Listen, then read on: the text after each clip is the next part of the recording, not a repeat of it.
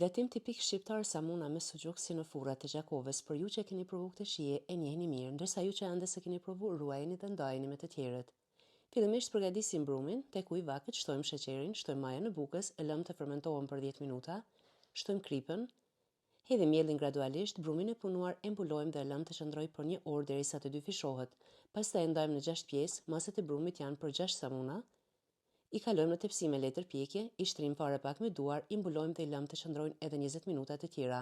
Në anën tjetër, unë kam përdorur suxhuk shtëpie nga mishtore Meli. Fillimisht suxhukun e prejmë në riska, samunat i shtrim prap në këtë mënyrë, i lyejmë me të verë të vezës e përzier me qumësht, shtojmë fara susami, suxhukun e prerë, i pjekim në furrë të parangrohur në temperaturë 220 gradë për 13 deri në 15 minuta.